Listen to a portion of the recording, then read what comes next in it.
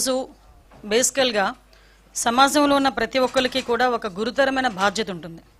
సమాజంలో ఉన్న ప్రతి మనిషికి ఒక గురుతరమైన బాధ్యత ఉండేటప్పుడు ఒక రాజకీయ పార్టీ పెట్టి రాజకీయ పార్టీ అధ్యక్షులుగా ఉండి సీఎం చేసిన వ్యక్తులు కానీ, ఎమ్మెల్యేగా చేసిన వ్యక్తులు కానీ, ఎంపీలుగా చేసిన వ్యక్తులకు కానీ, మినిస్టర్లుగా పనిచేసిన వ్యక్తులకి కానీ, ఎస్పెషల్లీ గ్రామ వార్డు మెంబర్గా పనిచేసిన వ్యక్తికి కూడా ఒక సామాజిక బాధ్యత, ఒక సామాజిక స్పృహ అన్నది చాలా ఎక్కువ విలువలతో కూడిన రాజకీయాలు ఇవన్నీ కూడా ఆభరణాలుగా ఉండాల్సిన అవసరం. ఎందుకంటే ఈ మాట చెప్తున్నాను, కొన్ని కోట్ల మంది ప్రపంచంలో, మన రాష్ట్రంలో 5 కోట్ల మందికి పైగా జనాభా ఉంటే కేవలం 175 మందికే అధ్యక్ష అనే అవకాశాలు కూడా కల్పించారు ఈ రాష్ట్ర ప్రజలు. అంటే ఎంత బాధ్యతగా మనం ఉండాలి, ఎంతమందికి మనం ఇన్స్పిరేషన్ అయి ఉండాలి. మన మాట, మన నడవడిక, మన మాట తీరుతో పాటు మన బాడీ లాంగ్వేజ్ కూడా అవతల వాళ్ళకి ఒక ఇన్స్పిరేషన్లా ఉండే పరిస్థితిలో రాజకీయ నాయకులు ఉండే పరిస్థితి. అటువంటి పరిస్థితుల నుంచి ఈరోజు పరిస్థితులు ఎంతగా దిగజారిపోయాయంటే, ఎస్పెషల్లీ జగన్మోహన్ రెడ్డి గారు, అదేవిధంగా వాళ్ళ పార్టీ మనుషులు కానీ, వాళ్ళ పార్టీ కార్యకర్తలు కానీ చేస్తున్న వ్యవహారాలు చూస్తూ ఉంటే ఒక్కొక్కసారి రాజకీయాలు ఇంత దిగజారిపోయాయా అనిపిస్తూ ఉంటుంది. ఎందుకు ఈ మాట చెప్తున్నానంటే, రాజకీయ నాయకులని అభిమానించే వాళ్ళు చాలామంది ఉంటారు. అభిమానించే వాళ్ళే కాకుండా మనల్ని మార్గదర్శకంగా తీసుకునే వాళ్ళు కూడా చాలామంది ఉంటారు. అటువంటి పరిస్థితుల్లో మన బాడీ లాంగ్వేజ్, మన మాట తీరు, మన తాలూకా బిహేవియర్ అన్నీ కూడా వాళ్ళు అసెస్ చేస్తుంటారు. అటువంటి సందర్భంలో ఈరోజు ఒక మానవత్వం లేకుండా కనీసం రాజకీయం అతని తాలూకా రాజకీయ ఉద్దేశాల ధ్యేయంగా హింసను ప్రేరేపించడమే కాకుండా హింసను చేస్తూ తిరిగి దాన్ని సమర్థించుకునే పరిస్థితులు కల్పిస్తున్నా ఉంటే ఒక్కసారి నాకు నిజంగా నేను ఒక రాజకీయ నాయకురాలుగా ఉండినందుకు కొంచెం నేను కూడా ఒక్కొక్కసారి ఇబ్బందులు పడాల్సిన అవసరం వస్తుంది. ఎందుకంటే మనం సాధారణంగా పొదిరిలోని వైసీపీ కార్యకర్తల అరాచకం చూసాం. అరాచకం చూసిన తర్వాత మళ్ళా వెంటనే రెంటపల్లి వెళ్ళాలి అనేసరికి మా డిపార్ట్మెంట్ వాళ్ళు కూడా, పోలీస్ డిపార్ట్మెంట్ వాళ్ళు కూడా చాలా క్లియర్గా నోటీస్ సర్వ్ చేశారు. జగన్మోహన్ రెడ్డి గారు, మీ పర్యటనలో ఎంతమంది వస్తారు, ఎంతమందికి మేము, చాలా చిన్న రోడ్ అది, 10 ఫీట్ రోడ్ అది, ఆ 10 ఫీట్ రోడ్లోకి వెళ్ళేటప్పుడు ఎంతమంది వెళ్తారు. ఈరోజు జగన్ గారికి వస్తున్న క్రేజ్ చూసి జలసీతో చంద్రబాబు నాయుడు గారు, లోకేష్ గారు, పవన్ కళ్యాణ్ గారు, హోమ్ మినిస్టర్ గారు కలిసి కుట్రపూరితంగా చేస్తున్న ప్రచారం అనేది ఈరోజు అందరికీ అర్థమైంది. ఎందుకంటే మీరు అందరూ చూశారు, రాప్తాడ్లో జగన్మోహన్ రెడ్డి గారు వెళ్తే ఎలా జన సముద్రం రోడ్డు మీదకి వచ్చిందో, అలాగే పొదిలికి వెళ్ళినప్పుడు ఎలా జన సముద్రం వచ్చిందో మనం చూసాం, సత్తెనపల్లికి వెళ్ళినప్పుడు. సో ఎక్కడెక్కడ జగనన్న వెళ్తుంటే అక్కడ జన సముద్రం ఆయన వెనక ప్రవాహంలాగా పరుగులు తీస్తుంటే, సో మళ్లీ జనాల్లో ఒక చర్చ లేసింది, ఇది ఈవీఎంల వల్ల వచ్చిన ప్రభుత్వమే తప్ప జగనన్న మీద ప్రజలు అభిమానం అలాగే ఉంది, జగనన్నకి ఓట్లు వేసింది నిజం అనేది ప్రచారం అవుతుంటే అది చూసి సహించలేక ఎక్కడ ప్రోగ్రామ్ అయితే అక్కడ లోకల్ లీడర్స్ ని, లోకల్ ఇన్ఛార్జెస్ ని ఎలా కేసులు పెట్టి ఇబ్బంది పెడుతున్నారో మనం కళ్ళారా చూసాం. సో ఈ 1 ఇయర్ లో మీరు చూస్తే జగన్ గారిని ఎలాగైనా కేసు పెట్టి లోపల పెట్టాలన్న ఒక కక్ష సాధింపుతో మరి చంద్రబాబు నాయుడు, లోకేష్ అడుగడుగున ఆయన మీద అవినీతి ఆరోపణలు చేస్తూ ఏ విధంగా లిక్కర్ కేసులో గాని, ఇసుక కేసులో గాని, మిగతా కేసుల్లో లేని ఉన్నట్టు సృష్టించాలని చూశారు. కానీ అవి ఏవి జరగకపోయేసరికి నిన్న ఒక ఇన్సిడెంట్, జూన్ 18వ తేదీ జగనన్న వెళ్తున్న కాన్వాయ్లో ఒక మనిషి చనిపోయాడు అని చెప్పి ఈ రోజు ఏదైతే చెప్తున్నారో అది జూన్ 18వ రోజు ఎస్పీ గారి ఇంటర్వ్యూ చూసినా, ప్రెస్ నోట్ చూసినా మీకు అర్థమవుతుంది. జగన్ గారి కాన్వాయ్కి సంబంధం లేదు. జగన్ గారి కాన్వాయ్ ముందు ఒక ప్రైవేటు వెహికల్ అతడికి గుద్దింది అని చెప్పి ఆ వెహికల్ నెంబర్ కూడా చెప్పి ఆ వెహికల్ ఎవరిదో వారి పేరు మీద కేసు కూడా రిజిస్టర్ చేయడం జరిగింది.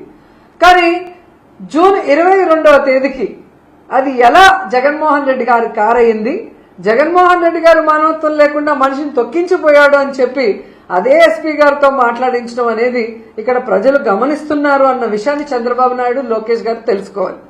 ఎందుకంటే తిరుమలలో కూడా మనం చూసాం, నెయ్యిలో ఏ కల్తీ జరగలేదని ఈవో గారు చెప్పిన దానికి 4 రోజుల తర్వాత మళ్లీ చంద్రబాబు నాయుడు గారు బలవంతంగా ఏదో ఉంది అని చెప్పించినప్పుడు ప్రజలందరూ అర్థం చేసుకున్నారు చంద్రబాబు నాయుడు గారి కుట్ర.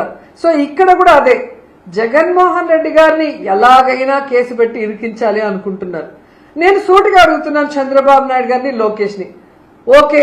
ఇది ఈ గవర్నమెంట్ నారా చంద్రబాబు నాయుడు గారి నాయకత్వంలో కూటమి ప్రభుత్వం ఇలాంటి అసాంఘిక చర్యల్ని ఏ మాత్రం సహించం.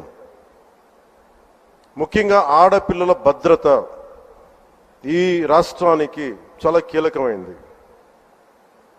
వీటికి ఆడపిల్లల భద్రతకు సంబంధించిన కానీ ఎనార్కిస్ట్ అప్రోచ్ కానీ రాష్ట్రంలో ఉంటే ఏమాత్రం సహించే విధానం ఈ కూటమి ప్రభుత్వానికి లేదు అనేది మీ అందరికీ చాలా ప్రత్యేకంగా మేము తెలియజేస్తున్నాం.